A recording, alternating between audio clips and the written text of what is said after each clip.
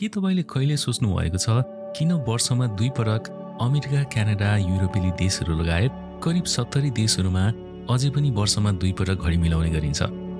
हजुर, नोभेम्बर महिनाको पहिलो सन्डे युएसए र क्यानाडामा घडीलाई बेलुकी 2 बजे 1 घण्टा पछाडि सार्ने गरिन्छ भने मार्च महिनाको दोस्रो सन्डे घडीलाई फेरि बेलुकी 2 बजे नै 1 घण्टा अगाडि सारिन्छ।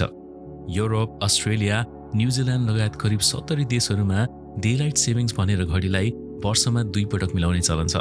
कसैका लागि यो सानो असुविधा हो, घडी मिलायो अनि त्यही अनुसार आफ्नो गतिविधिहरू फेरि सुचारू गर्यो।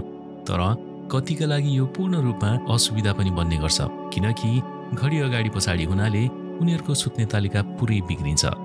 तर यस प्रचलनको पछाडि शताब्दीौं लामो रोचक कथा छ, जसमा युद्धहरू, ऊर्जा सङ्कटहरू र केही हास्य व्यङ्ग्य समेत संलग्न छन्। आजको केही कथाहरूको एपिसोडमा हामी डेलाइट सेभिङ्स DST-लाई गहिराईमा बुझ्ने प्रयास गर्नेछौँ। डेलाइट सेभिङ्सको इतिहास के हो र डेलाइट सेभिङ्स टाइम चलन चल्तीमा आउनका कारणहरू पनि पत्ता लगाउनेछौँ।